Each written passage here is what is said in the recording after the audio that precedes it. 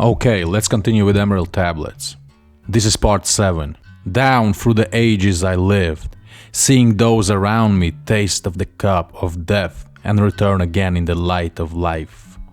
Gradually from the kingdoms of Atlantis, past waves of consciousness that had been one with me, only to be replaced by the spawn of a lower star. One way how you can look at it is that Thoth is forever living, and that spirit of Thoth is also living, because this records, this knowledge that he had, it's been passed on from generation to generation. So in a way his spirit is always alive. It's just the matter of how strong his spirit is, how strong his teachings are, because at the lower points of the civilization, when let's say we have a lot of wars and when people are just thinking about themselves, and when we lost this connection to God and spirituality, then you could say that his spirit is not as strong. But when we are enlightened and when we are living in peace with one another on this planet, then his spirit is much stronger. So that's one way how you can look at it. The other way how you can look at it is that these tablets teach you deeper secrets, and basically how you can go to the next level. And once you are on this next level, you will live differently, and you will be master of life, and you will be master of death. There are many ways how you can look at this. Gradually from the kingdoms of Atlantis, past waves of consciousness that had been one with me, only to be replaced by spawn of a lower star. Everything moves in cycles. Things go up and things go down. What must go up must come down. I personally believe that when Thoth left these tablets, he left Egyptians at their peak, because once he disappeared, slowly but surely things became worse. It's in our nature to be corrupted, and corruption is part of the human experience. And if you don't fight it, like Thoth is teaching you here in these tablets, then it can lead to a lot of pain and suffering for a lot of people. So you have to fight this evil that is inside of you. That's part of the human experience. So I believe that when they were at the peak, they were on a totally different level. They had this knowledge that we don't have, and they knew much more about the world and different forces of the earth and different forces of the universe than what we do today. And also when it comes to spirituality, they were on totally different level. And if you just look at ancient monuments, you can see the evidence of that. So that is what Thoth is saying here. Gradually from the kingdoms of Atlantis, past waves of consciousness that had been one with me. Like Thoth is explaining in these tablets, once he came to Chem, slowly but surely he started to build them up. So they became this great civilization, and they started to conquer people around them. And when he's saying conquer, he's not saying, that they went to war with them necessarily, but that they were on this higher level so that everyone wanted to learn from them.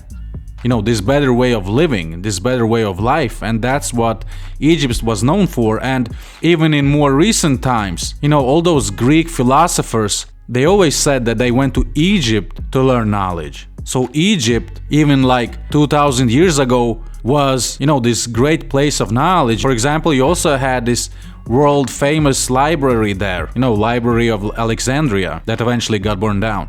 So people used to go to Egypt to learn knowledge. And this knowledge came from Atlanteans. And that's what Thoth is saying here. Gradually from the kingdoms of Atlantis, past waves of consciousness that had been one with me, only to be replaced by the spawn of a lower star. New people came to this world and they learned knowledge that he left behind. But they were not on his level, obviously, because no one is on his level. They were lower beings, they vibrated on a lower level. And that's what he's saying here. Only to be replaced by spawn of a lower star. So basically lower star, someone who is on the lower vibration than what he was. This is one way how to look at it, but there are even deeper interpretations here that have to do with yourself. So you can look at it from your personal level, and you can look at it from the global level. And this right here, this was like a global level perspective that I gave you. But there is an even deeper way of looking at it.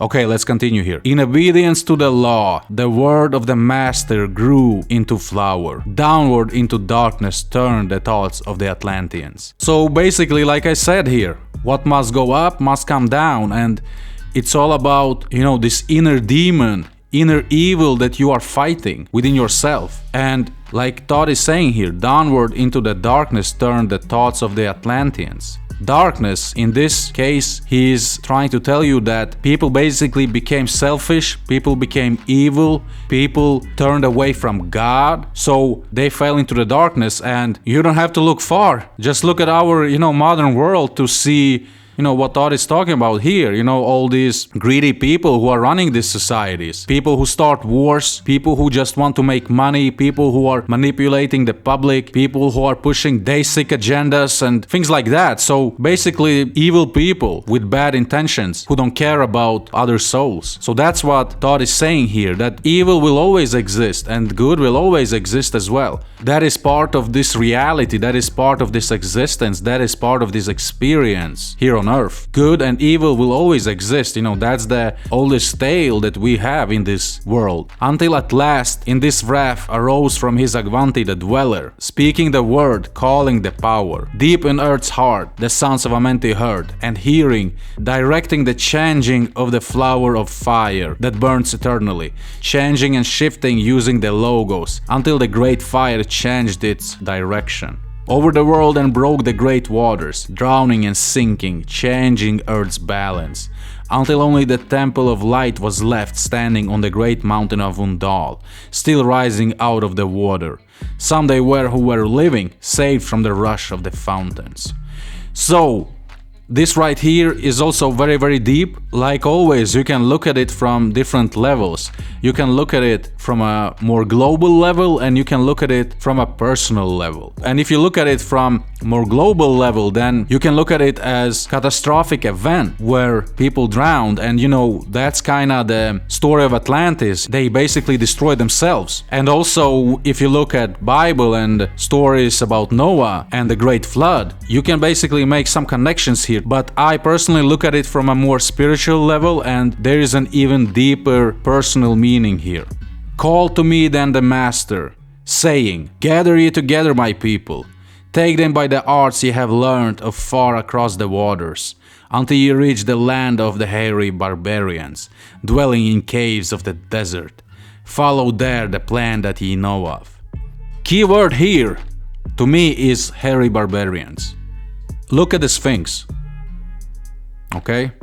Gather I then my people, and enter the great ship of the Master. Upward we rose into the morning. Dark beneath us lay the temple. Suddenly over it rose the waters. Vanished from earth until the time appointed was the great temple. This is also very, very deep.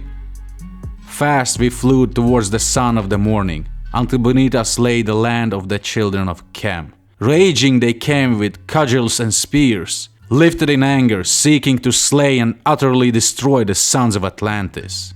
So, just like before, you can look at it from different levels. One way how you can look at it is that basically there was this great flood that eliminated a lot of people, and basically Thoth had to kickstart this civilization again, and he found this, hairy barbarians, primitive people who dwelled in the caves of the desert. That's one way how you can look at it. But me personally, I look at it slightly differently. Then raised I my staff and directed a ray of vibration, striking them still in their tracks as fragments of stone of the mountain. Some people take this very literally. They think that Thoth had this advanced weapon that could make people turn to stones, but that's not how I look at it. The way I look at it is that Thoth is having authority over these children of Chem, who are raging and who want to slay him. So basically, he is in power, he is in charge over them, he controls them. Then spoke I to them in words calm and peaceful, telling them of the might of Atlantis, saying we were children of the sun and its messengers. Cowed I them by my display of magic science, until at my feet they groveled when I released them. If you are someone who is taking these things very literally, word for word, then maybe you should rethink it.